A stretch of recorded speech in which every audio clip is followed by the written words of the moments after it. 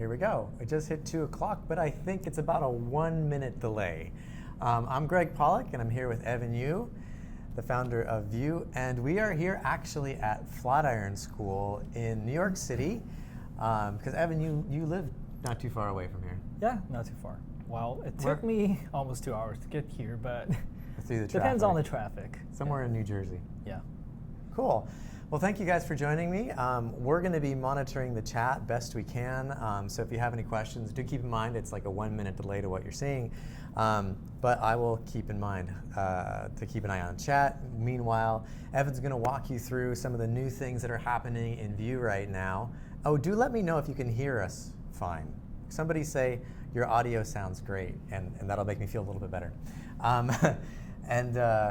Yeah, so we'll field your questions. We'll go through what's new in Vue. We'll field your questions, and I'm going to be able to show you Evan's screen pretty easily, so we can walk through some stuff. Cool. What do you think? What do you want to start with, Evan? So I'll first talk about probably talk about VuePress a little bit. Yeah. Cool. Okay. So VuePress. We released VuePress a few weeks ago, I believe. It's been almost a month. Yeah. Can't remember. Time flies really fast when you're working on stuff.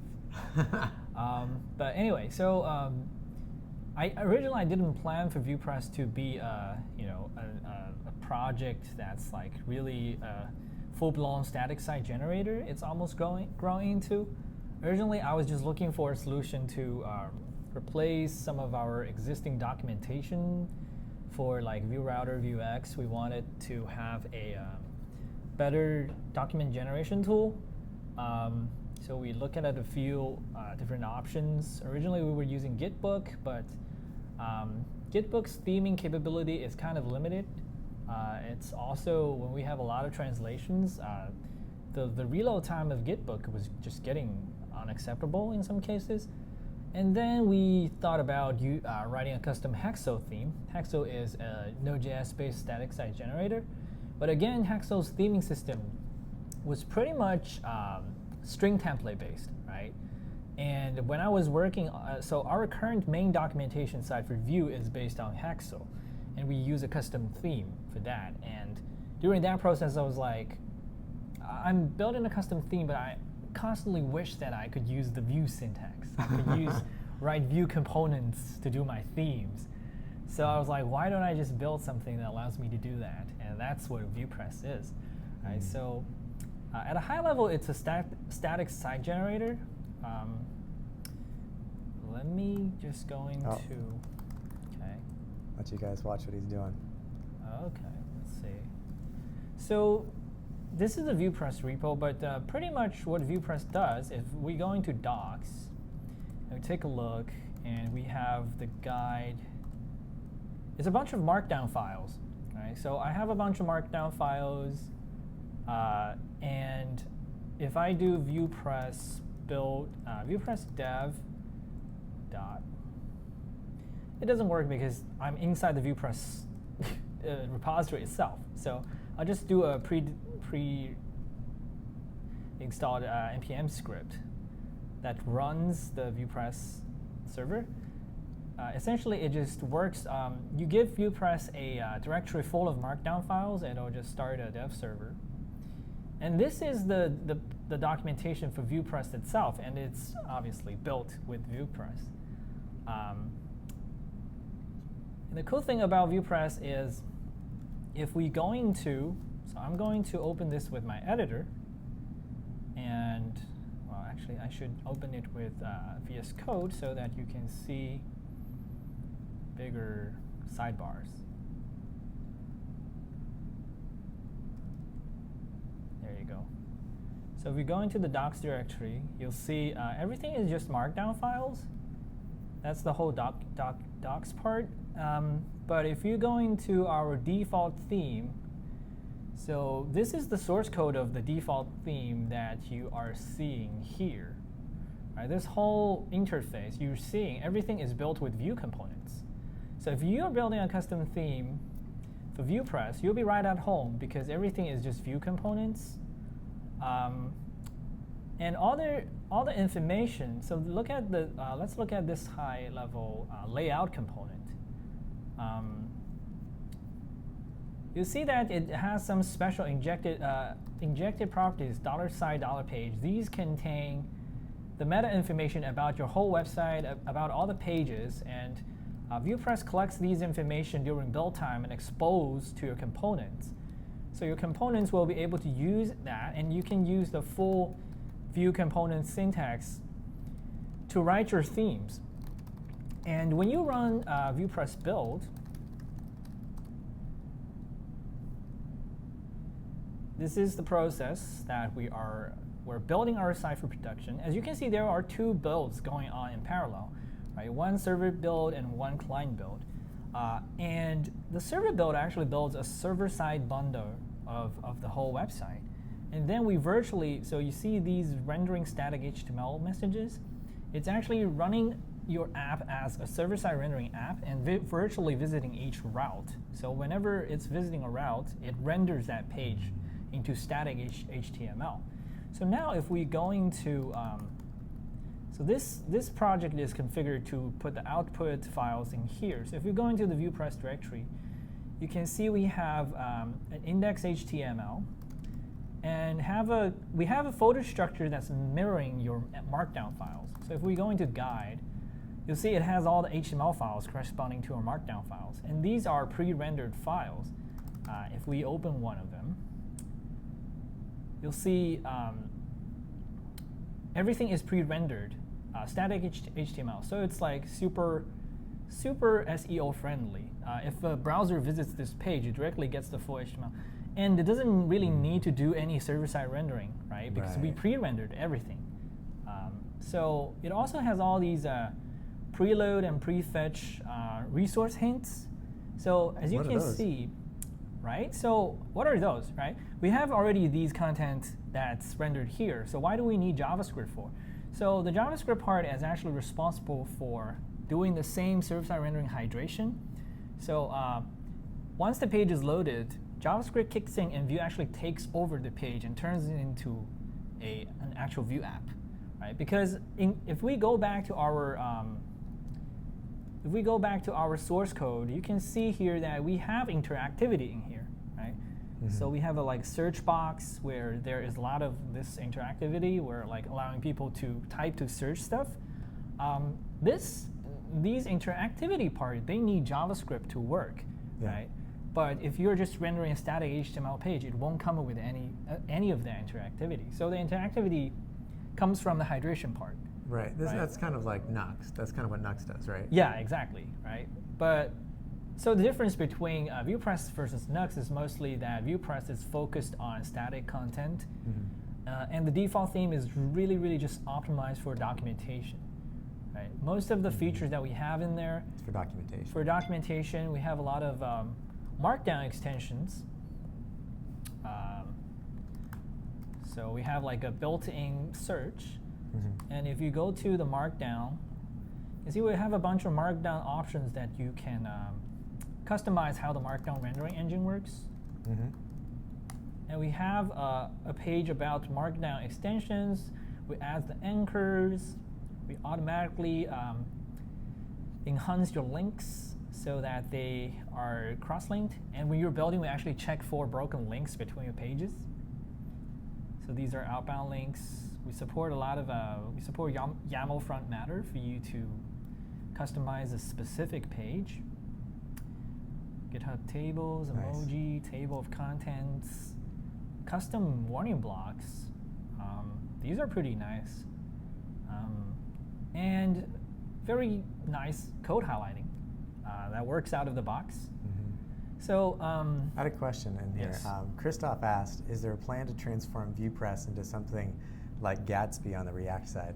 Right, so VuePress right now kind of have a bit of what Gatsby does, but Gatsby is larger in scope in the sense that it tries to be a full solution for you to build websites, right? So it takes into consideration of how to consume third-party data sources, APIs, and all that stuff.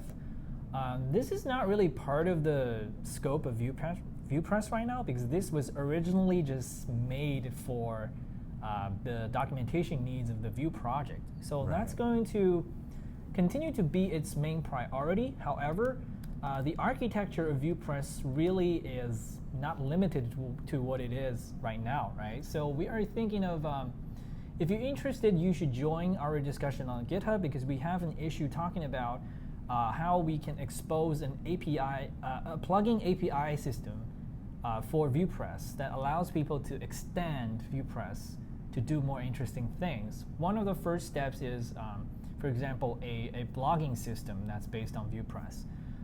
That's kind of the low-hanging fruit. Once we figure that out, we believe the ideal, like the 1.0 for VuePress would be the time where we have reached a satisfactory API design for plugins that allows the community to sort of build VuePress plugins that would enable VuePress to do things that Gatsby does.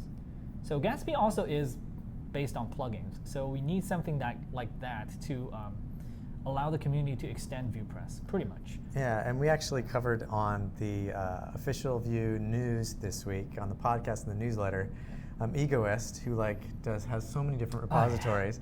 We plugged 2 different projects of his. One which is called Saber.js, which is a minimalistic framework for building static websites using Vue.js, and also one called Ream.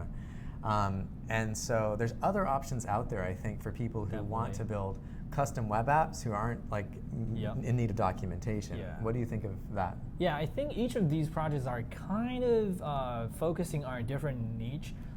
So if we think about Nuxt aims to be a higher level application framework, right? So when you build a Nuxt app, you're still kind of working in the app-centric way of doing things.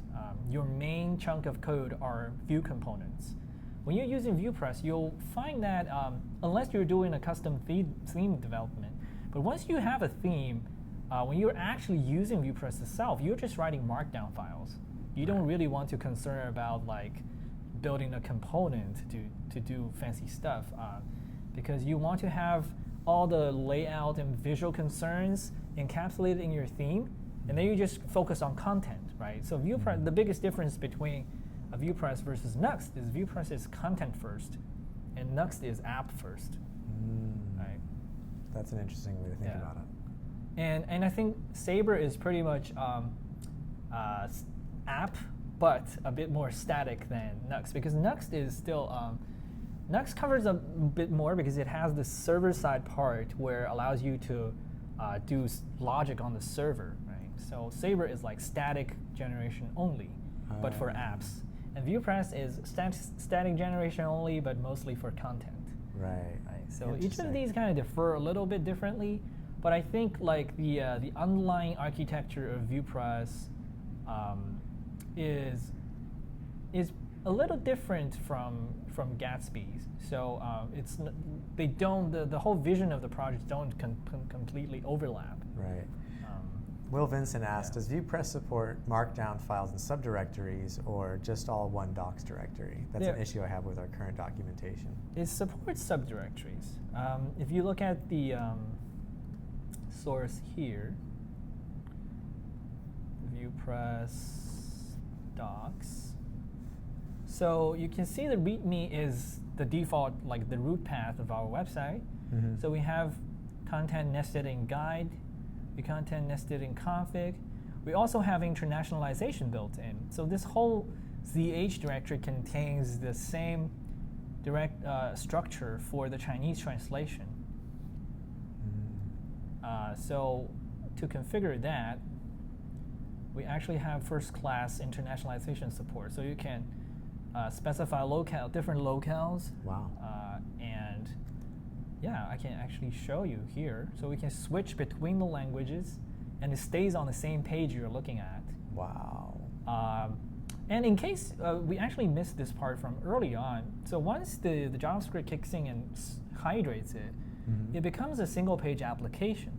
So when you switch these pages, as you can see, we're not actually reloading. This is a Vue router powered. This is using HTML5 history API to switch between routes, right? And every time you navigate to a new page, the JavaScript corresponding to that page is actually fetched asynchronously as an async component that's rendered on your client, right? And if we go to a page that we haven't visited before, you'll see that little green loading bar on top. That's when it's fetching that content asynchronously. But if we navigate away and then go back, you see there is no loading bar because that content has already been loaded, right? So switching between pages that you've already visited is instant because everything is already downloaded. Nice. So that gives you a snappier experience than traditional static pages, even because for a traditional page, you're essentially reloading the whole page and re-executing the JavaScript all over again. And the browser is doing all the new CSS layout and that. But for a site generated by VuePress, once it's loaded, it's actually a single page application. Nice. So let's see, we've got a few more questions. Lori says, is the readme.md the index always? Yeah, you can also name it index.md if you want to. Okay, and then Sun says, how would VuePress hold up for very large news type sites, like 200K articles? So that probably won't work. This is pretty much a limitation of Webpack because VuePress internally uses Webpack for building the whole thing. Okay. So the maximum we can handle is probably several hundred articles. 200,000 is definitely not a right use case for it. All right, good enough. All right, yeah. What else do you want to show us? All right, cool. So on top of VuePress, so most of our recent changes are focused in the tooling layer. So a lot of you probably know we have our new CLI coming up. So Vue-CLI 3 is currently in beta, and we're really close to RC. So we'll do a quick showcase. CD Vue-CLI. So the Vue-CLI packages test. So if you've used Vue-CLI 2, you know that it pretty much just pulls templates from GitHub. If you create a project with Vue-CLI 2, you'll see that the project is created with all the webpack config right inside the project. So you can tweak it. It makes it easier to tweak those config options, but it also makes it impossible for you to upgrade once you have changed things, right? Or make it very difficult to upgrade because everything is checked into your code. So what we're doing now is Vue-CLI 3 takes a bit more integrated approach where things are installed as dependencies. So I'll give an example, right? Vue creates hello world. So in CLI 2, you use Vue init. In CLI 3, you use Vue create. And when you do that, you have a bunch of options. So this debug thing is, because I'm in debug mode, so it has the special preset. You can select the default. So this gives you Babel and ESLint. And that's like the bare minimum for pretty much the simple apps. If you want to manually select features, you see that we have a lot of built-in features. We have Babel, we have TypeScript, PWA support, router, Vuex, CSS preprocessors. So why don't we select everything and hope it works? So once you select all the features, you'll see a lot more things. So each of these features will have a few additional questions. So with TypeScript, you can use a class-style component syntax. You can chain Babel after TypeScript so that Babel will perform automatic polyfill detection for you. That's via Babel preset env. You can pre-select the preprocessor you want to use. TS-lint. Yes. So you can also use ESLint to lint TypeScript if you want to. We'll just pick the minimum, just dedicate config files. So once you've selected everything, if you're really happy about it, you can opt in to save it as a preset so that you don't have to go through the same thing over again next time. Nice. But we'll skip that for now. Oh, okay. So we have something that's not going well.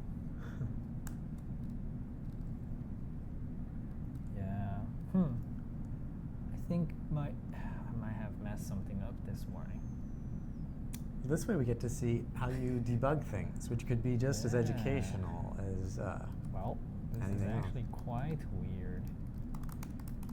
Global, wait. So I think, this is because I was testing a globally installed copy of Vue-CLI earlier.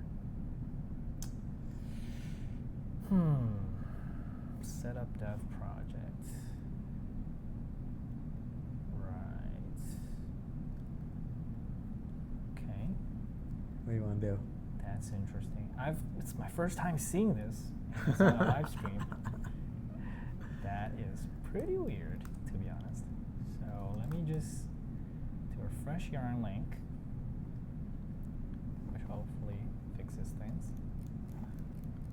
Wow. And doing live yarn installs is not a good idea. Okay, let's see. Nope.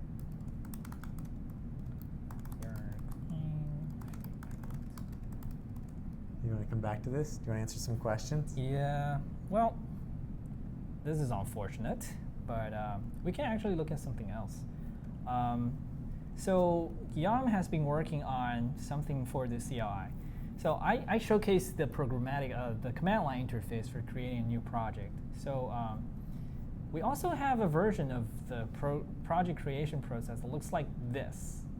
Okay, so this is, I'm starting a local development server here, but once we actually have this feature ready, you'll be able to just go into a directory and do Vue UI, and that would launch this interface you see here.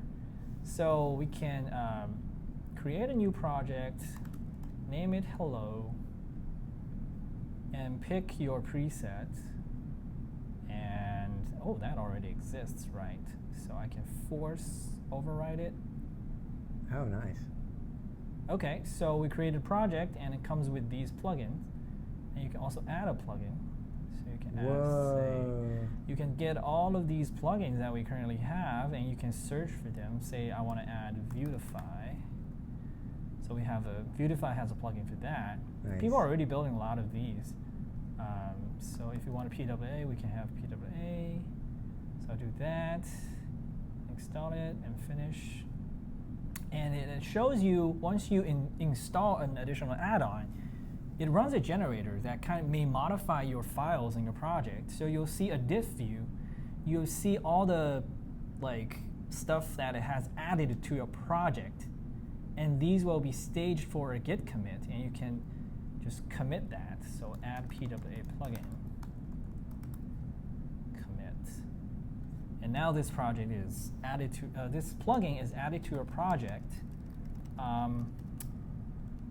And you'll see that, so this is the process actually running this interface here. So you'll see all of these normal messages you'd see from the command line as well.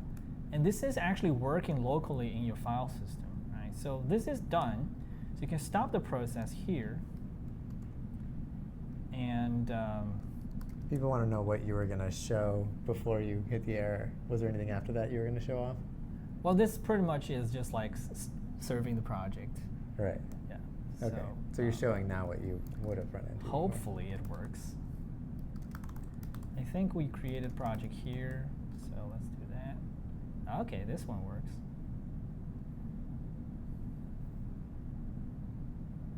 All right. So you have a app created. So notice this app was created completely using our UI, right? The only command line command that we did was Vue UI, once it's actually working. But Nice.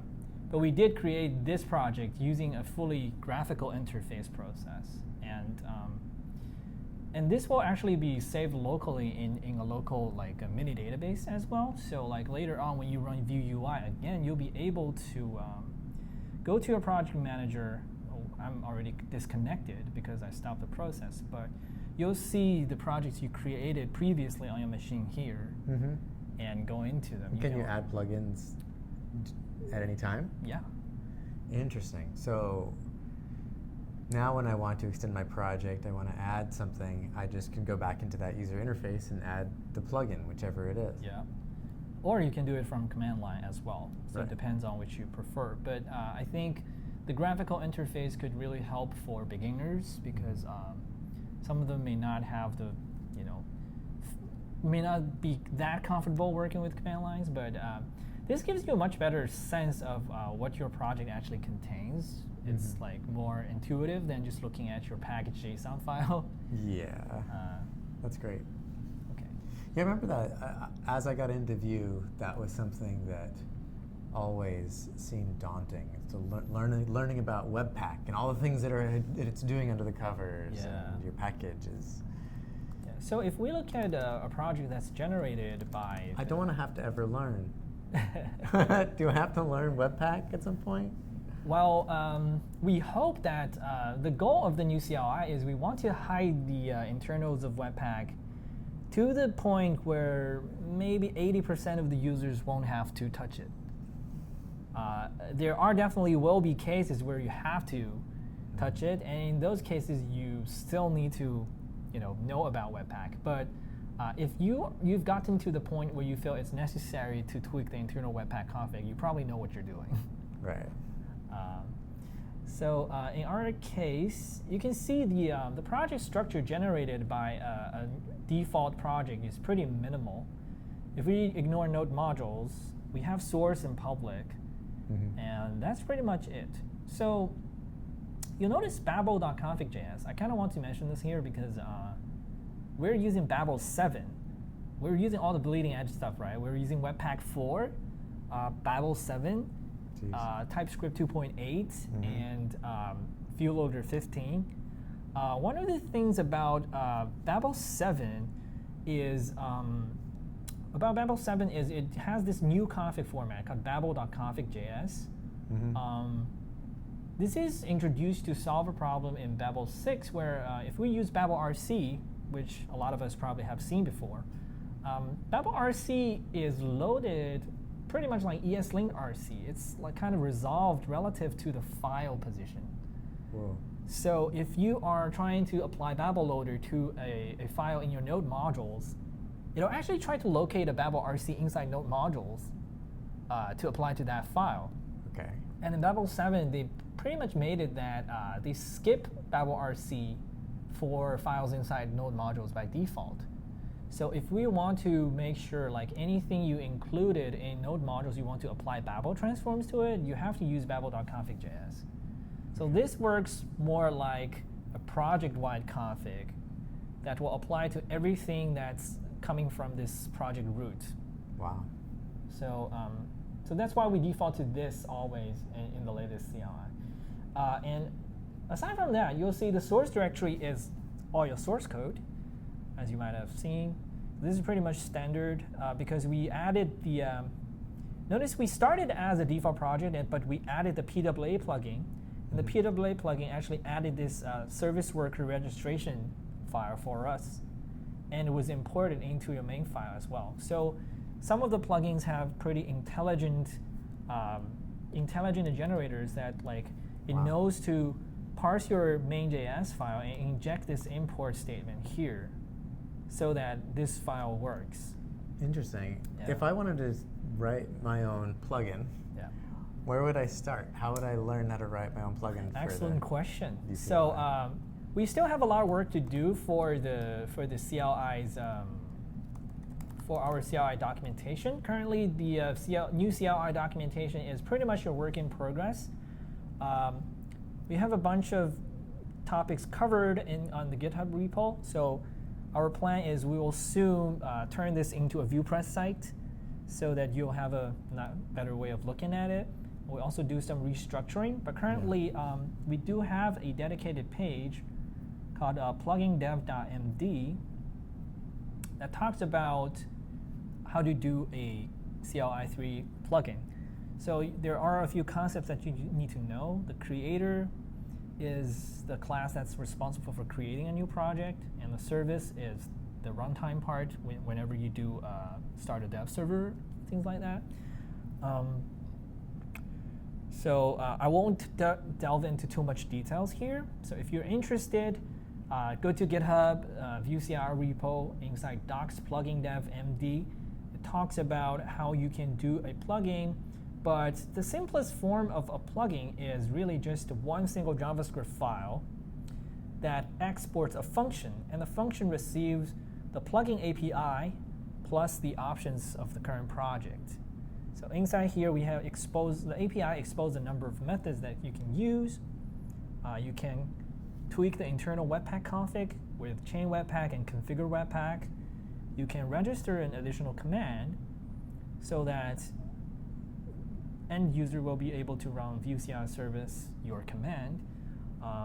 And the thing we talked about, so this is a runtime plugin, right? So this plugin is loaded whenever you do Vue CLI service command. Another type of plugin is called a generator, and the generator is okay.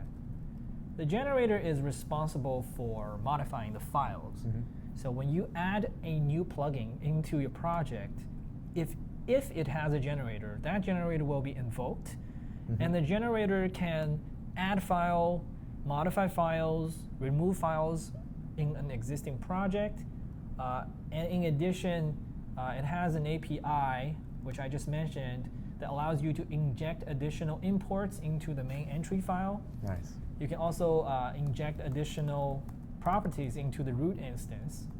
So if we look at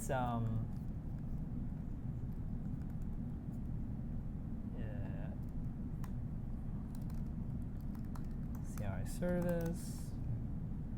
So if we look at the generator here, this is the router generator. So you can see we are doing API inject imports into our entry file. It's injecting the router import. It's injecting a router option into the root instance. So a lot of these are pretty modular. So you can, so if you are, our hope is the CLI should be powerful enough to cover 80% of normal use cases. If you are just trying to build an app and don't want to mess around with the internal tooling, we want the CLI to be exactly that, right? You just install it, you use it, you don't even need to tweak anything. We hope that can be the case for the majority of people. Great. But when you really want to customize things, and we understand that's inevitable, especially say you can do additional customization on top of the CLI so that it's reusable across your organization. So Chris Fritz has his enterprise boilerplate, which is based on the new CLI, which adds a lot of stuff.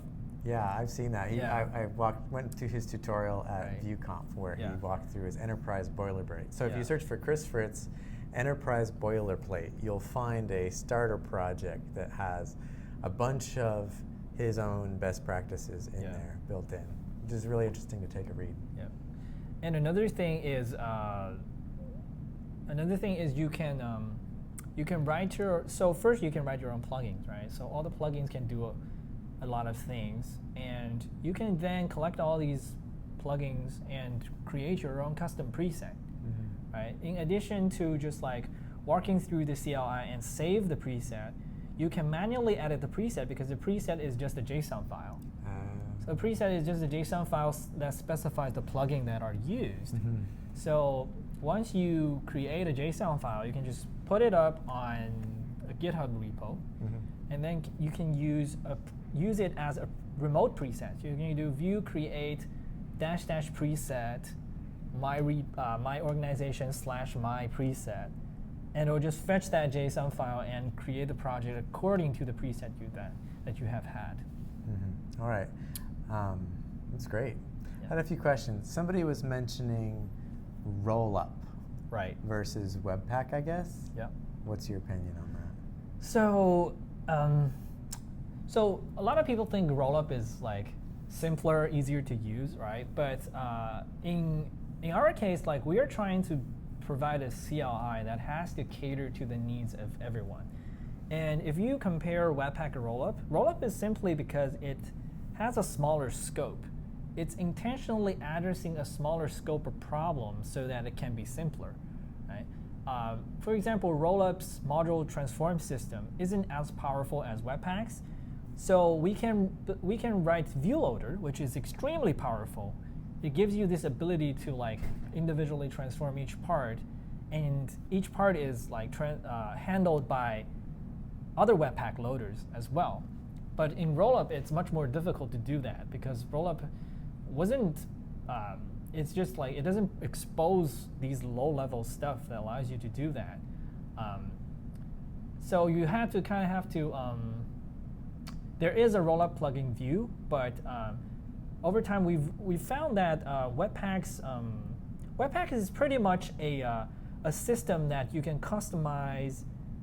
It exposes a lot of very, very useful internals, allows you to customize it to tweak to very specific needs. So I would say like Rollup would cover 80% of our use cases. However, that 20% would be a deal breaker for us because we can't say, from Vue's perspective, we can't say because we like Rollup, we'll just leave the other 20% of our users in the water, right? Alternative is we're maintaining Rollup and Webpack-based versions at the same time, and that's just too much maintenance burden. You have to pick something. We have to pick something, right? Someone also asked about your theme. I think you're using Sublime. Yes. I actually switch between Code and Sublime, but really? I use the same theme on both editors. And what's the theme? Do you know? It's called Material Theme with a pale moon accent, I think. Let me just see. Theme. Pale Night. Material Theme Pale Night. All right, cool. So I think I'd like to get to questions pretty soon. Is there any last things you want to show us off with Vue? With what you've been working on or what's new? So we do. I just want to kind of mention that Vue Loader 15 was a pretty good update for tooling authors, right? It may not be that obvious for end Vue users, but it kind of solved a bunch of problems that we've been thinking about over a very long time. Some of the legacy problems in Vue Loader where like you cannot pass options between loaders and it doesn't work well with threading and all kinds of stuff. So Vue Loader 15 kind of solved all of those problems for us. And that was like one of the technical things that I'm pretty proud about, but it's kind of hard to explain why like it's such a thing because like for the end user, it actually doesn't change anything about how they work. So which is good, and I think that's kind of the theme of the thing we're doing in recent months because a lot of the stuff we're trying to do is focused on improving the internals, improving the long-term maintainability without affecting actual usage. So we want our existing users to be able to use the familiar syntax. We want their code to keep working while we improve the parts that they may not need to be directly concerned with. So yeah, no, I think that's great. I think that whole philosophy of trying to keep things simple is prevalent throughout the whole experience of being a developer in Vue, at least from what I've felt from having these amazing documentations just be really easy to everything you've shown me here, which is really focused on making it easy to get started and keep the projects easy to even add plugins. I did mention, Jason Yu is sad that we didn't mention Parcel. Right. So Parcel is, again, the position of Parcel is quite interesting because if you think about it, Webpack is a module bundler / build system. Rollup is smaller in scale. It's primarily a module bundler. It doesn't really want to go into a full build system. And Parcel is not just the build system. Parcel is almost the equivalent of the CLI, right? It's just one single thing that allows you to just build an app from start to finish. So in that sense, Parcel has an overlap with Vue CLI. But Parcel also has the problem in that it tries to support everything at once. So that inevitably brings in something that we might not need in Vue CLI. that doesn't necessarily cater to the specific needs of Vue users.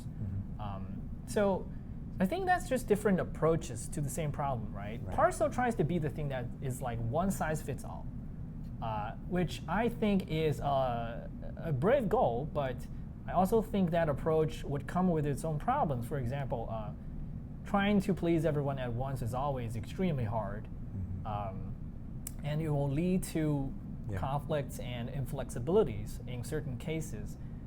And it can be hard if your system wasn't designed to be configurable in the first place, right? So zero config is great when it fits your needs, but not so great when you actually need to tweak things. So Vue-CLI is the thing that kind of we want to be zero config for at least half of our users. Nice. But for other users who want to tweak things, we still want to make like customization a first-class concept in the CLI. Yeah, that's great. Should we start answering some of these questions? Sure. If you have questions, feel free to add them in there. We're going to go through them one at a time, starting with the one at the top. So using TypeScript with Vue is still a subpar experience. The main reason is the design of Vue's APIs, which make it very hard for a type system to do its job. Are there any plans to change that? So yes, we acknowledge that, and I think the TypeScript team has already done a pretty good job of helping us improving our typing. And one of the things that we want to do is keep working with the TypeScript team to improve that. And in fact, Pine Wu, who works on Vetur, and he works at Microsoft, and pretty much like we have pretty strong support from Microsoft because they're interested in making sure that the TS plus Vue story is a good one. So you can, I think everyone can rest assured that we'll see improvement in that aspect in the future. So regarding the API design, right? So it's true that the current object-based API of Vue was designed without typing in mind, right? We haven't, so the API has stayed that way since, it's pretty much that way since the early days, like 0.x, right? It's an object-based API, and so back when we first started working on Vue, typing in the front-end world really wasn't a thing. So the API wasn't designed with typing in mind. But over time, we are seeing the importance of that, especially in larger projects. So we are thinking about that in the next iteration of design. Currently, we have the decorator-based approach that allows you to write a class-based syntax, but that's not first class, as people have pointed out. So we do want to consider shipping a first-class class-based API, or maybe not class-based, but we definitely want to ship an API that plays nicer with typing systems. But to do that, the challenge is how do we avoid interrupting users that's on the old API? So we have a few options. We can do, say in 3.0, we'll make the breaking change and make the new default API class-based or whatever the new API, type-friendly API it is. And then we provide adapters that turns the old object-based components into the new ones. Or we can continue to use the object-based format as the underlying implementation, but make the current class-based decorator a first-class part and makes it a bit more performant and makes it more smoother to use. So these are the two options. We're definitely considering that. But as you know, changing the API is a very big change. It's a fundamental shift in how the framework works. So we need to be extremely careful about that. So we don't want to haste that. So that's probably going to happen in 3.0, and it'll take some time before we actually do that. But yes, it's on the roadmap. Nice. At the Vue.js Amsterdam conference, this is a question from Yancey. Evan mentioned the possibility of combining actions and mutations in Vuex. Is that possibility still being considered? Yes, so that's one of the things that we plan to do.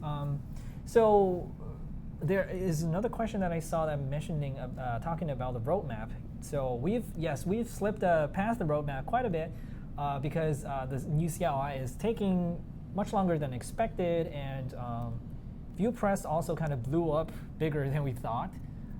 So we spent a bit more time on the tooling section. So we spent probably the last few months all on the tooling part.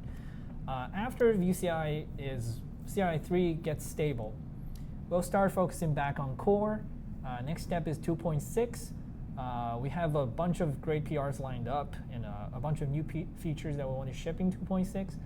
And after 2.6, we'll start looking into Vuex. And this is going to be a major upgrade for Vuex. And as mentioned, we plan to get rid of mutations altogether.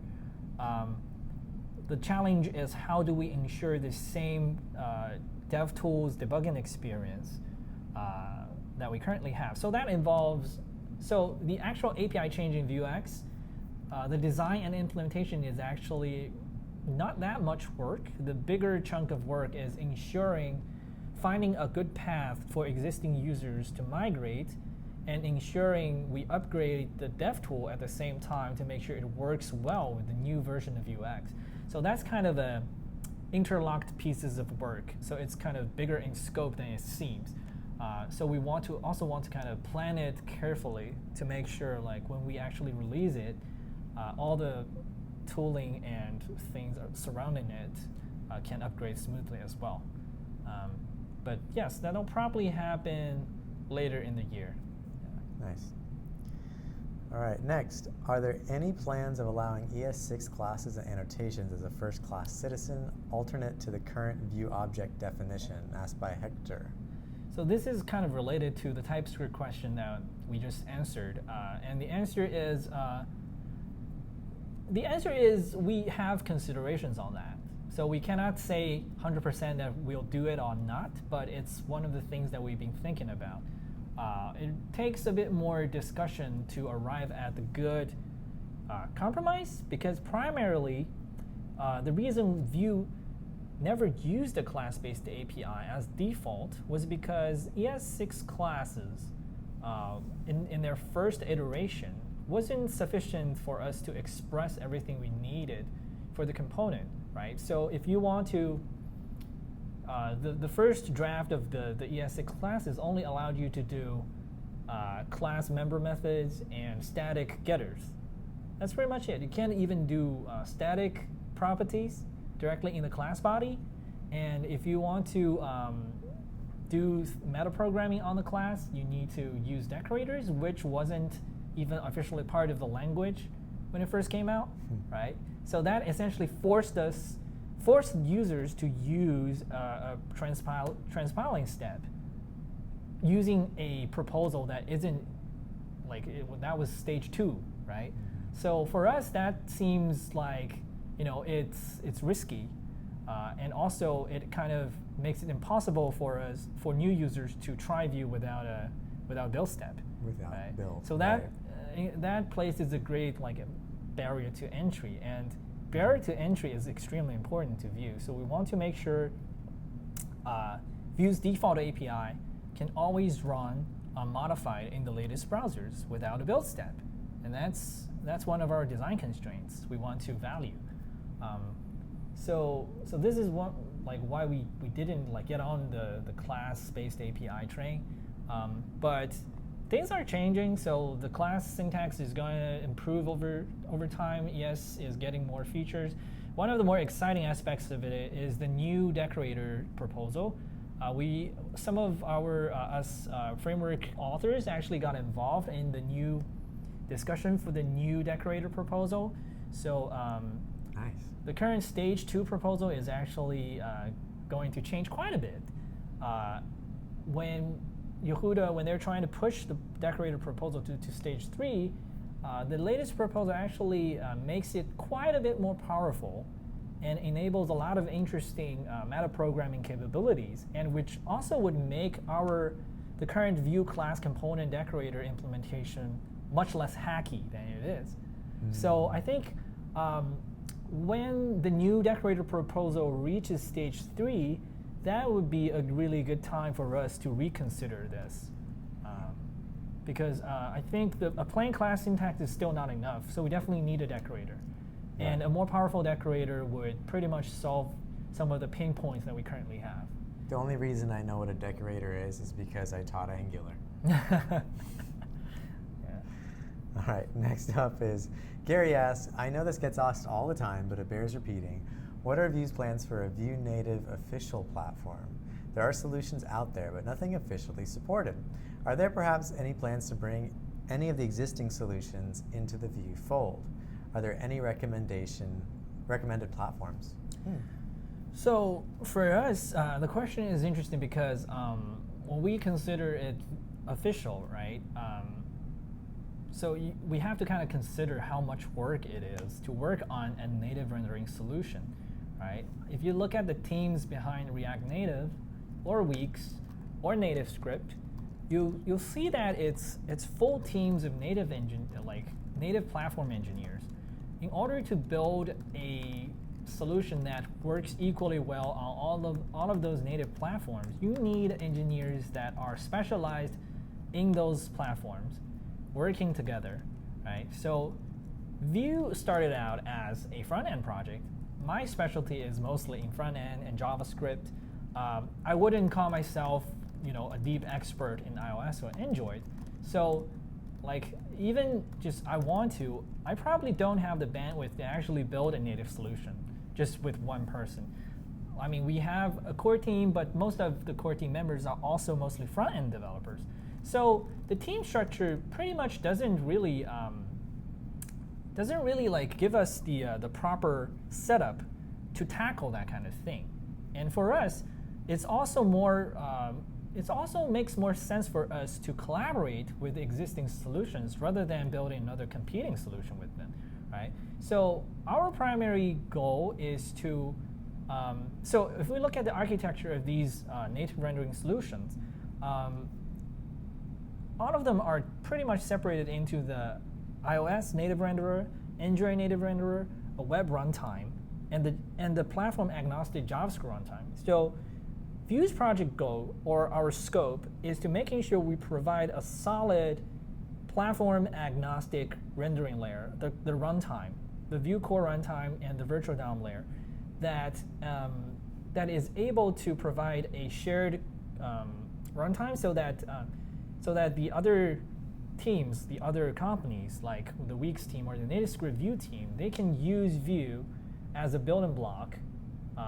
They can leverage what Vue provides from the developer experience side, and they do the hard work of making sure everything renders correctly on native devices. And I think that's a good collaboration. That's people putting strengths where they're good at. Making a Vue official native rendering, well, it doesn't really maybe it sounds good to have something official, but we believe in this case it's better to collaborate rather than to do it ourselves. And more importantly, we're actually, some of the design goals, say, for example, in Vue 3, is we're trying to make things. I saw another question regarding a native renderer or how you can. Actually, that was one of your questions, right? You see that we have the platforms of Web, Weex, and all that. So theoretically, you should be able to write custom renderers for arbitrary platforms. Right. And that is true, right? People are already doing that. In fact, both Weex and NativeScript Vue are doing exactly that. They are using the same Vue source code, adding their own platform-specific code to build the JavaScript runtime for their solutions. Yeah. And there is even a project that uses Vue as the runtime to render to terminal graphical interfaces. Whoa. So, so these are all possible. Unfortunately, we didn't expose them in the first-class API, so that so you have to be pretty familiar with Vue's internals to be able to pull something off like that. Yeah, and that's part of what my course. So I've got a course on VueMastery.com right now that it goes into advanced components, which leads you down that road. We talk about reactivity. We dive into the Vue source code. We start reading through the source code together and get to that point where we how does the render engine work? How does the mounting process work? Which is what you were talking about. Getting to that point where you realize oh, things are separated out into a web directory. Yeah. Does that mean I could create an Android directory and integrate it? So you can tell that the intent and the way things were laid out was to make it so that you could create additional platforms. So the current 2.x code base is like 2 years old, right? So over time, we've learned a few lessons, and we believe like in the next big refactoring, we'll be able to actually nicely separate out a custom render API that allows people to easily just create their own Vue renderers, right? So you'll have a renderer that can write to the actual browser DOM, and you can have a renderer that just like spits out text, like a test renderer or something like that. So our goal is to make that pretty a first-class API in Vue. So the higher level API for building applications will remain the same, but the tooling layer will be able to expose more power, allow people to leverage Vue's internals to do more interesting things. Yeah, and I agree with that. Like, I like the idea of the core team and the stuff you're working on to remain true to what you're working on and not get too divided into all these different other open source projects. Like, make it easy for other people to take that on themselves. Yeah, that's great. That's what open source is for. Next question is, Brandon asks, when would you recommend a site or project adopt VuePress versus Nuxt? We kind of talked a little bit about this earlier, didn't we? Right. Yeah, so depending on whether you're focusing on content or you're trying to build an app. Right, exactly. Content if you're first. having a mix of both, you can consider using VuePress for the content and using Nuxt for the single page application part of your whole thing, right? It doesn't, you can use both. Nice. Next is, how would you advise I get started contributing to documentation or source code for Vue? If only there was like a day full of that. Vue contributor days. Why don't you call it up on a browser? Ah, exactly. Yes. That would be the perfect thing. Vue contributor days.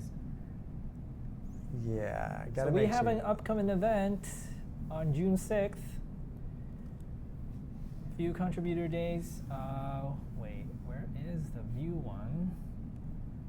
Oh, that's just This contributor old. days. I thought you were there. There it is. And Vue contributor days. Yes. June 6th, yeah. So you sign up, and you've got people giving talks, I believe, at the beginning of the day. Right. That's what it so sounds like. we'll do some updates pretty much like what we did earlier today, but focus a bit more on the tooling aspect of it. So this oriented towards people who are more interested in the ecosystem, in the toolings and repositories, contribution stuff. Yeah, this would be a good day to get started contributing because basically you're going to have access to all these people during a good portion of the day. You'll see there are a lot of prominent developers in the ecosystem attending as well, so you probably will get a chance to ask some questions. We have people from Ionic, Webpack, Quasar Framework, Weex, Nuxt, NativeScript Vue, so Vuetify. So a lot of there will be an open-ended discussion regarding. So a lot of that day's content will be revolving around how Vue can make these developers' life easier. Essentially, these are developers making tools for other developers. Yeah. Right. So I am making tools for them. I'm trying to make their lives easier. Right. And if I can make their lives easier, they'll build greater stuff that makes everyone's lives easier. And that'll make my life easier too. Yeah, that's right. All right, I think we're about to enter into the lightning round. This What is is where we that? try to get through all the questions. Okay. But you have to Do but it we're talking backwards. about like one Lightning. paragraph maximum. Okay. All right. I'll try. All right. Let's see how far we can get. Could someone from the core team update Vue Roadmap? It seems like things have slid back a little, and it'd be great to know the time frame. Yeah, I talked about this a little bit. We're hoping to wrap up CLI in 2 weeks from now, and then we'll do 2.6. Unfortunately, I can't give an exact deadline because 2.6 is, we still have a bunch of things we are unsure about how long it would take, but I would think that would be within 2 months from now. Awesome. And are you going to update the Vue Roadmap? Hopefully. All right. What do you expect Vue to become in the next 5 years? What are your hopes? So my hope is I want Vue to be a good infrastructure for the web. Like anyone who wants to build stuff for the web, Vue can help them. That's my goal, right? Help people build more good stuff for the web. That's my goal. Awesome. Vue 2.6 comes with a new ES6 proxy reactivity, but with it, does that mean we can make deep watchers cheaply? But I don't think 2.6 comes with the does that proxy reactivity? I thought that was later. That's 2.6 next. Right, that's the next version. That's not 2.6. 2.6 is not going to come with breaking changes. And to answer that, proxy actually doesn't make deep watching cheaper. It can. No, it does not, unfortunately. All right, done. Will the keep alive tag be restricted to component, or will it be extended to support the Vue router? It actually already supports router view, so. Done. When Webpack template is going to, when is Webpack template is going to support Webpack 4? I've seen the pull request. Use CLI 3. The Webpack template is only for CLI 2, so CLI 3 comes with Webpack 4. So just use the new thing. Okay. Can you explain what checking off progressive web app support in Vue-CLI provides? When would we want to use this feature? So PWA, it would take some time to explain what it is, but you should definitely Google it because it's, Google, they're pushing it. Appreciate that. So the plugin pretty much adds a bunch of standard files for an app to be considered PWA. In addition, it helps you generate a service worker when you're doing a production build, and then helps you register that service worker. That's pretty much all it does. Cool.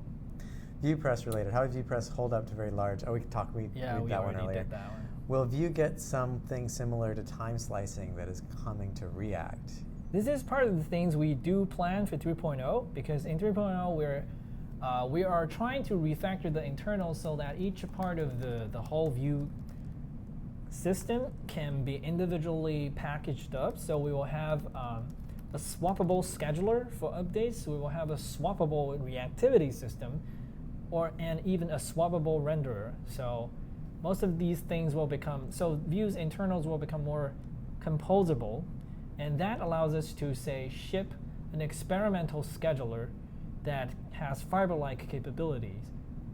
We don't plan to do something that's exactly like Fiber. It's whether it's the size and the gains is still something we're trying to gauge, but the architecture for 3 is definitely going to allow us to experiment with alternative ways of scheduling work, and that's kind of like a first-class design goal in V3. That sounds cool. Will a keep alive type be restricted? That's already answered. For Vue 2.5, the implementation of nextTick was changed to use macro instead of microtasks. This caused various problems in mobile browsers. Will these problems be solved in 2.6? Yes. We'll revert to microtasks. Okay. I guess, we'll do it. Right now, what's a recommended framework to do mobile apps in Vue.js? What do you think might be worth considering? Worth considering? If you really want to do native, you can do native script Vue or Weex. If you want to do hybrid, you can do Quasar or try Ionic 4, or you can just do PWA using the Vue CLI. So it really depends on what kind of app you're building. I think each of these have their unique strengths. Cool. Can you explain what the idea behind vue.config.js is? Well, the idea is we want to provide a easier interface, because we want to limit the number of options vue.config.js, but eventually it has to be there, right? So some of the options exist solely because it's there to save you the trouble of actually changing 5 places in your Webpack config just to do one thing, right? If changing 5 places in your Webpack config and making sure they're correct, then we should abstract it into one single option. Nice. Vue UI, we can add plugins, but to what extent can we configure them? Yes, this you should ask Guillaume, but he actually, if you go to our documentation, in addition to plugin dev.md, you have the plugin UI development guide as well. So that's a full guide talking you through how to add a custom panel to the Vue UI to do your own thing. Nice. So one thing I didn't show off during the session was we have a webpack add-on for the UI that gives you a real-time dashboard of your webpack build. It analyzes your current build cycle, like what module is taking up how much space and all that. Cool. Which is pretty cool. All right. When Vue-CLI support the dry run concept we enjoy with Angular CLI, output message describes what we built, each piece of the file set. This is something we currently don't have on the roadmap, but you're welcome to open an issue and discuss, like, explain why you think that's a great feature, and we will consider that. Interesting.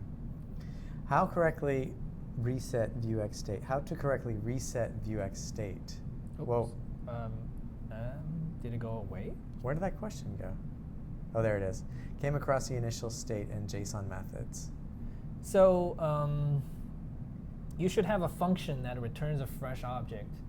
And every time you call that function, you'll get a fresh piece of state. All right, cool. Evan, consider adding this at the top of the documentation of Vue. Somebody, what is this? Oh, God. This is like, yeah. That was us at VueConf.js, I believe. Everybody dancing? Yeah. We need to somehow get that. They need to see this. Anyways, we'll move on. How do I convince a corporation, team of 20 people using React, that Vue.js is a better option? I've seen the code they have, and it can be done with Vue as well, but it'd be much easier for the upcoming juniors to understand. Well, this is a very, it comes up from time to time, and a lot of times it depends on who is actually able to make that technical decision. Like, are you only talking to technical people, or are you talking to someone who is the project manager who not only look at the technical side, but also at, say, what are their priorities? Do they care about, do they value, say, this thing must have a big company backing? Do they value something like being easy to pick up, right? You need to kind of understand who is the stakeholder, who is the decision maker, and what do they care about when it comes to choosing the framework? What are they afraid of, right? Then you can sort of figure out whether it's possible to convince them. Like, for someone who think that mega corporation backing is a must for technology, then it's really hard to convince them to use something like Vue. But if they don't really care about, say, being a big company, or even they think, oh, independent projects are great, it means we can even potentially sponsor them, to influence them, right? That's a different story.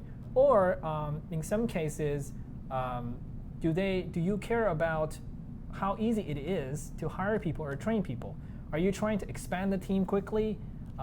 It could be hard because it could be hard to hire React experts. They can be expensive, they can be hard to come by, but you can pretty much hire any decent JavaScript developer and train them on the spot, and they can be productive with Vue very fast.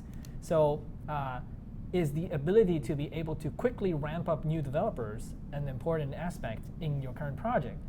All of these things kind of comes into play. And you need to analyze the problem, analyze what this decision maker is looking for in order to find the arguments that sort of address their exact needs. Yeah. So interestingly, we are thinking of writing a dedicated guide on convincing your boss to use Vue.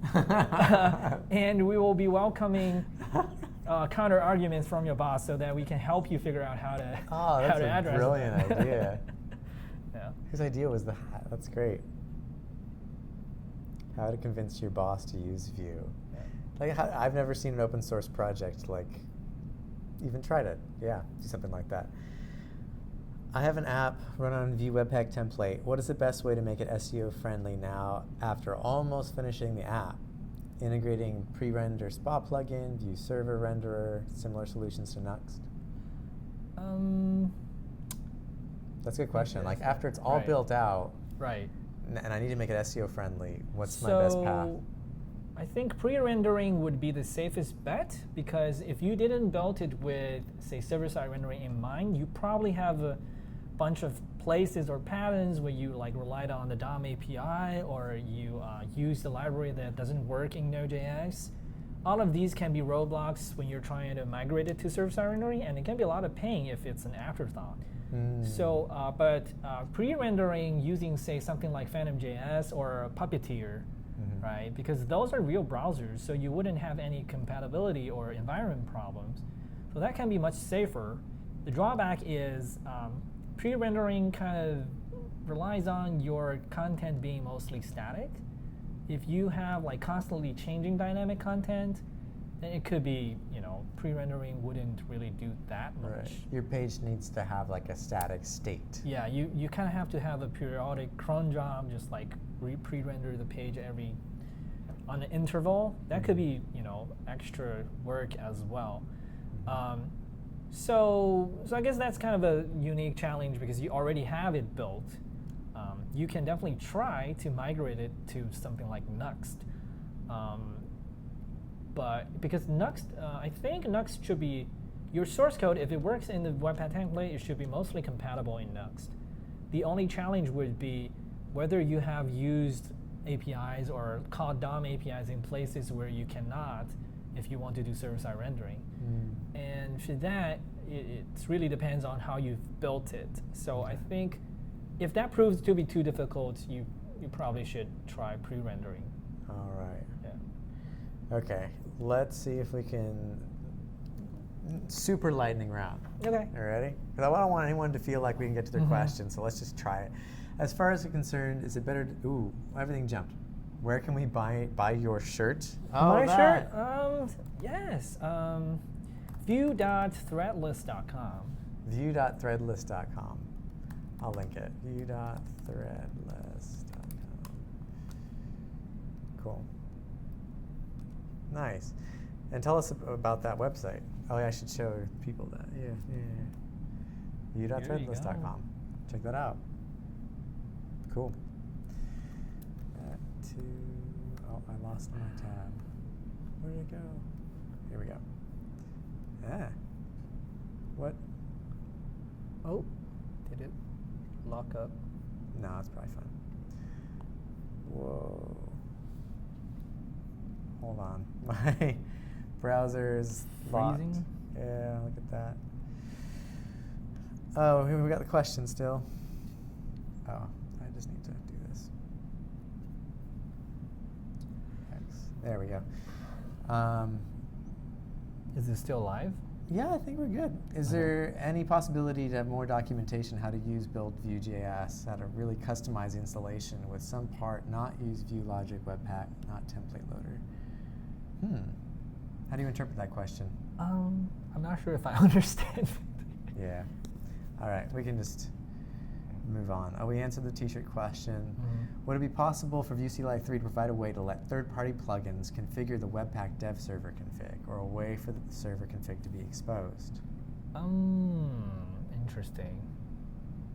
Yes, I think so. We have an API called configure dev server, so you can already do that. Yeah. Cool.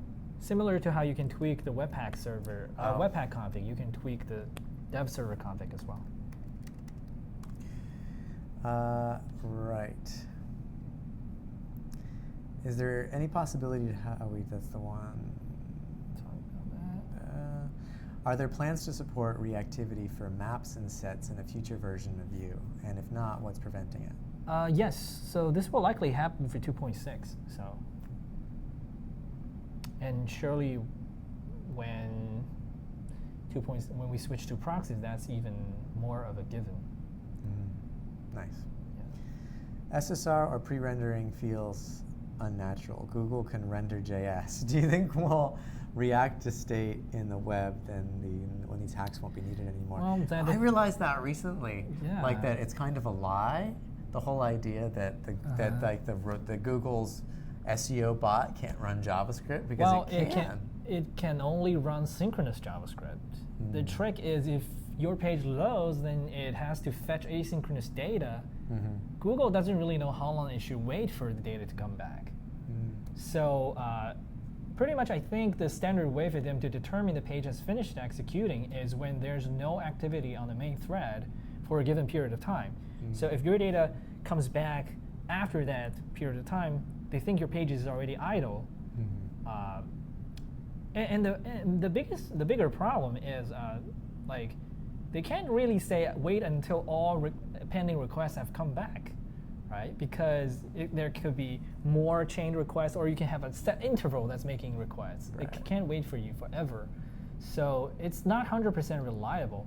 But like in the end, we obviously hope that Google can figure it out so that we don't have to do all of this anymore. Right? Yeah. As far as I am concerned, it's better to serve Vue files versus via HTTP servers. But if I have a case when users need to download HTML files with all inline assets inside, what can I do? Actually, the behavior is almost exactly what I need, but here's the problem. Well, this might be too detailed a question. Sorry, Alexi. What VS Code extension would you recommend while developing with Vue? Vetur. That's Vetur. Yeah. Or Vetur or Vetur or whatever. All right, cool. Yeah. Are we going to get anime titles for VuePress releases, like with Vue? Yes, we can consider that. Nice. In VuePress, is there going to be support for with-base for images without having to create HTML image tag? Yeah, maybe. You can open an issue and we can see what we can do about it. Nice. Yeah. Suppose I have a CMS that's publishing content to a database and it's stored in JSON. Could VuePress render that content server-side with hydration? Basically, I make a traditional MVC site with VuePress. So loading data out of a database, I guess, instead of Markdown? Yeah. Files? Currently, we only consume Markdown files from the file system. But as we said, maybe we can extend it to accept alternative data sources. That's all like technically feasible. It's just something we are not doing yet. So it depends on how much demand there is. Right. Yeah. Sounds like that would be a good or feature you can for you to contribute work to on. it. Yeah, contribute. Yeah.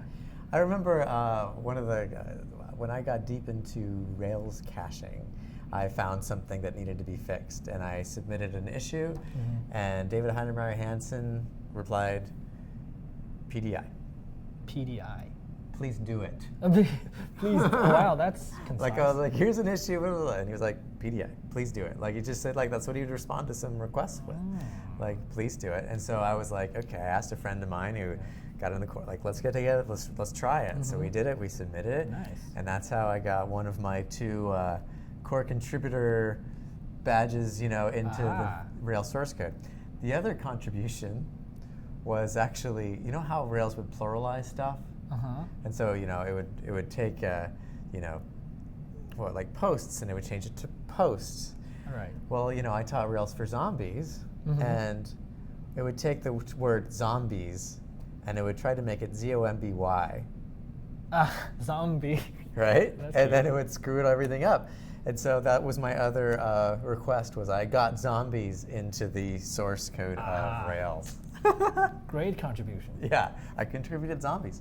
What is the current status of Web Components Vue implementation? Well, so long story short, we believe Web Components is better used as a encapsulation mechanism for shipping components to be used in non-Vue contexts. So Vue-CLI 3 comes with that capability. You can build your Vue source files into a web component that can be used on other pages. All you need is for Vue to be globally available on that page. Yeah, there's a story in this week's official Vue newsletter and podcast where I think it's Anthony Gore published an article on exactly that, being able to wrap your Vue components in web components so that you could use it across other frameworks. Yeah. Will there be any native integration packages for use with GraphQL? Well, Guillaume has been working a lot on Vue Apollo, and anything that's related to GraphQL, just follow him on GitHub or Twitter, and you'll see all the stuff coming out. And we also covered this week in the news his presentation that he just recently spoke on. I think it was Vue Barcelona. Yeah. Take a look at his presentation. His Twitter handle is Acrium. Acrium, yeah. Acrium. What are the plans for VuePress? Can we wait for a new WordPress? Well, that's not exactly what it's trying to be. That's yeah, not that's the totally use case. different. No, let's VuePress stay is focused. Given all the effort, will it make easy? Given all the effort to make it easy to add plugins. Oh, gosh, I hate it when that happens. It's like, will there be a Vue plugins config that we can use to set up plugins we want at the start of a project? That's pretty much the Vue RC file in your home directory. Right. You can hand edit that file, create your own presets, and all that. Yeah. All right. When will 3.0 be out? That's a hard question, right? Like, Yeah, right. not this year. Not this year. Not this year. That's a good answer. I think it was, and again, talking to David Heimeyer Hansen, he was like, never tell people dates. Exactly. Never commit. Exactly. Because you will always regret. I'm already regretting the roadmap. Although there's some people that are watching right now that would like want me to like hurt you until you say when. Yeah, I mean, like when. The thing we've realized is, I guess it's common for all software engineering, right? Like deadlines never get met. Oh yeah. Oh god. Yeah. But So you shouldn't commit to them. on a more serious note, the thing is, I personally am the kind of person I want to make sure the thing is good rather than say ship it just so that we can meet a deadline, right? That's a good answer. We want to make sure everything we actually ship is solid and is here to stay. We don't want to rush stuff and then get obsolete in 2 months or something. Yeah. Yeah. I can't command click class names from the template in SFCs. I mean, the styles are literally in the same file. Why doesn't this work? I don't know. Sorry. You can say I don't know. That's okay. Developers, I know as an engineer, I find it so hard to be like, I'm sorry, I don't know the answers to this question. Yeah. And if we were in like the audience of people, we would say like, does anyone have the answer to this question? That's a good strategy. I use it all the time. Are you planning to develop Vue.js content to be used for native mobile apps development? Well, we kind of talked about that earlier. Right. Are there plans to fix this issue? We should look like rock, paper, scissors. We don't know. Should we look at the issue? We have plans to fix all the issues. Yeah, there you go. Oh, look, it's already closed. Vue component can unimplement an interface. We're not going to take the time to look at it right now. We'll look at it another day. Is there a plan to rework Vuex namespace system to have more synergy with the ES6 modules? That's actually a good question as well. So we probably won't do that in 4.0, but we will likely consider it in coordination with Vue 3 when we consider the type-friendly API design for all the libraries in the ecosystem.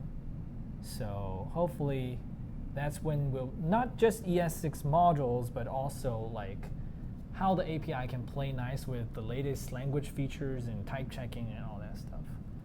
I like that answer. I understand the meaning of just collaborate with them instead of create a new one. But is there any possibility of considering a more core solution and proposed to, even if native, they're talking about mobile, but considering a core solution for native script or like a mobile solution? Like to be honest, the reason we're not doing it is because first, we don't have the bandwidth, and second, I don't have the expertise.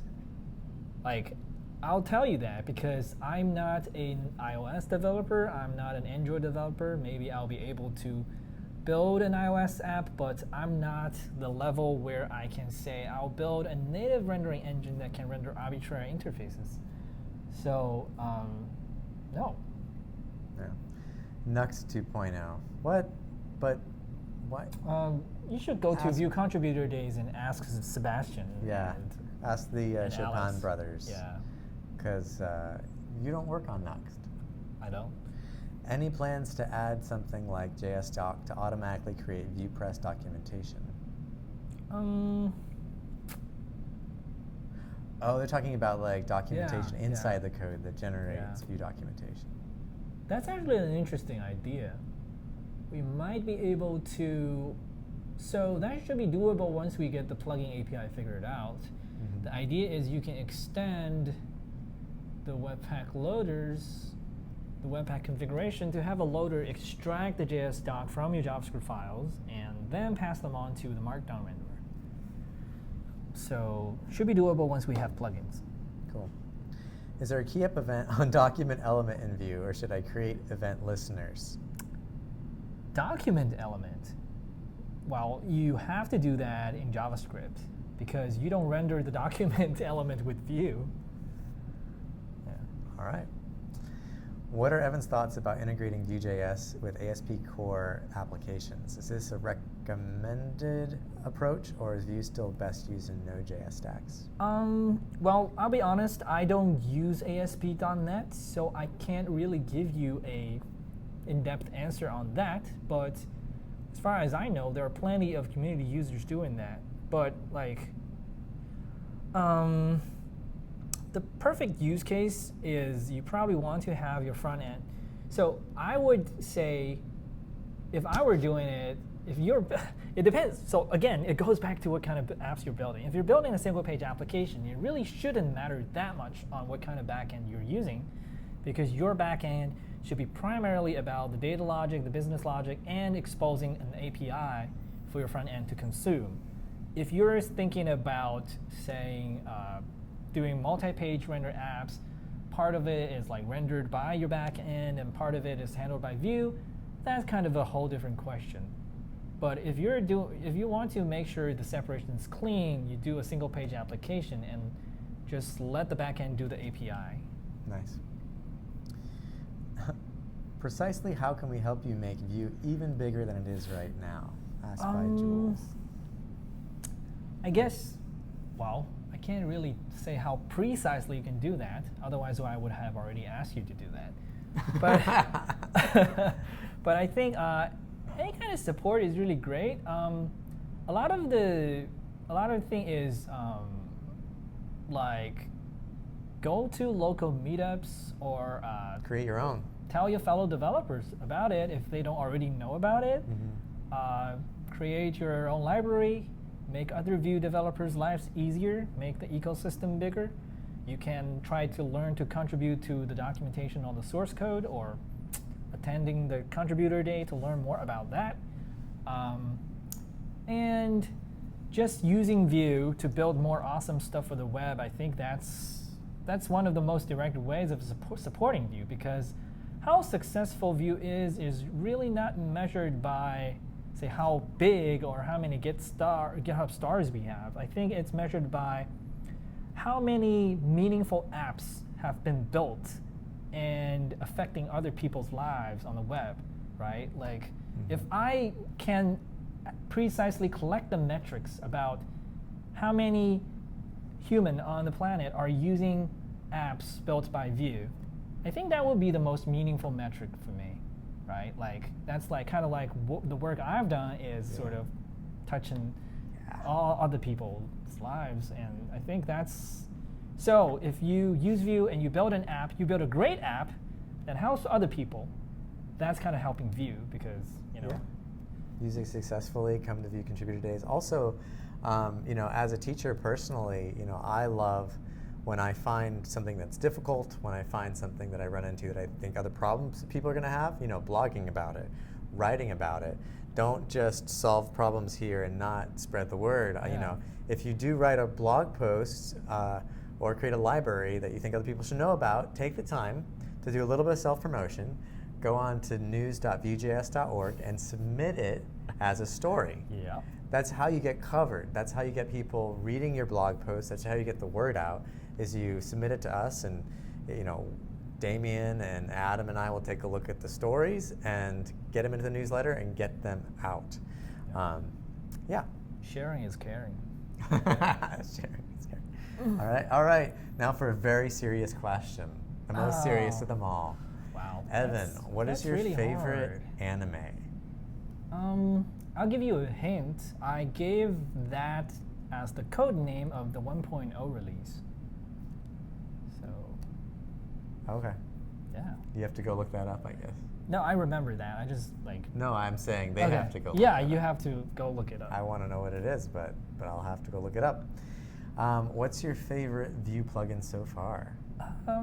He doesn't play favorites. How don't you know that from I don't earlier? have favorite plugins. I use them when I need them. How about, what's like a useful plugin that you found yourself using a lot? Using a lot. Plugins that I wrote myself. Mine. I love mine the most. I love Vue Router and Vuex. All right, we got the questions. We host meetups about Vue and Mauritius. Is there anyone we should contact at Vue.js to make it official? There's no such thing as like official. Actually, Is there? So Ben Han is in the chat, right? Talk to Ben Han. Ben Han is doing a website. Ooh. Doing a website that centralizes all the Vue meetups around the world to make it easier for people to discover meetups in their that's area. great. So, yeah, talk to him. I think his Twitter handle is like BangCodeZen. Something like that. Yeah. Anyway, like, Yeah. look for Ben Han and Cool. yeah, I think we retweeted some of it. Things. Cool. Vue SFCs is what makes coding Vue so nice for me. It's a great developer experience, so coming up with that. So thanks for coming up with that. Thank you. Thanks. Well, I have to give the credits where it's due, right? So the Vue SFC format is obviously inspired by a bunch of other like prior arts. For example, I think web components was kind of in very early stages when I got the idea. I was looking at Polymer like 0 point something, and I'm like, so this has to go on the fly in the browser. What if I can do it at compile time? Yeah, this is Ben's Twitter. Yeah, I'm going to put it in there. Yeah. And that would be great. And at that time, there was also a Google internal thing. It was like internal proof of concept, or just like a deck about an idea of, say, what if we can put things together. That was along the same vein, but when I did Vue, the single file format, it was kind of just like, it clicked. I was using Browserify. I was like, what if I can just like write a Browserify transform that compiles this thing? Then all these ideas that I've seen becomes a reality, because like those were really like kind of just like talking about what if we could do this. But when I was looking into the Browserify transform API, I was like, I can actually do this, right? So I just did it, and then we had the Webpack loader, and then I discovered how insanely complicated but powerful Webpack is. So Vue Loader is actually a pretty crazy piece of software, if you think about it. Nice. What is the best way to do $watch to multiple data instead of creating a computed property? Multiple data. You can you can use $watch with a function, right? So inside the function, you can return multiple values as an object, and then you can destruct that object in the callback and do whatever you want with it. Cool. Evan, what do you think about your creature? Will it rock the world and become one of the most used? Oh, I think she meant creation. Okay. I hope it will. Well, actually, I mean, for me, it's really like being the most used is not the goal, right? Like the goal is just for those who like it. It's about getting better than what it currently is. It's not about, say, getting better than the others. Right? It's about helping people, isn't Yeah, it? exactly. Yeah. Right. Like, I mean, we have and also like I think I want to take this chance to talk a bit about like the competition between these frameworks. Like there are people who like to use war metaphors for these, and I hate that. Right. Like there was an article like on Medium about like the war between frameworks, and people are like taking weapons with logos on it, and that's just like horrible, right? Like Yeah.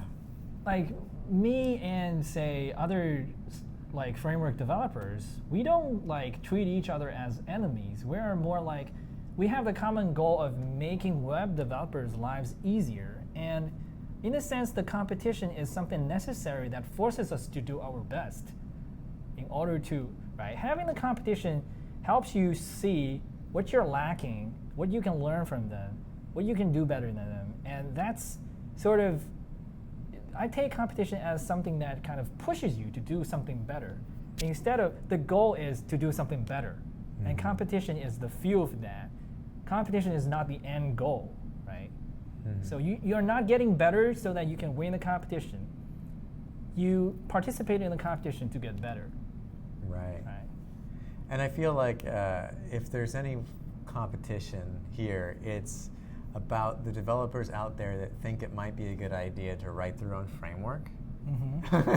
Like, if you're not using one of these great frameworks like Vue or React or Angular, and you're still fighting this battle where people don't believe there's value there, maybe that's what we're fighting together. Yeah, I think like it totally. So don't let people like talk you down when you're like, oh, yet another JavaScript framework. Like, it's fine. Like, you can do it. I mean, like, people will. So if you post it onto Hacker News, people will like scold you. People will laugh at you. But it doesn't matter, right? Like, if you're solving someone's problems, it's open source, right? No one's saying like you cannot publish a library that has already been doing a similar thing.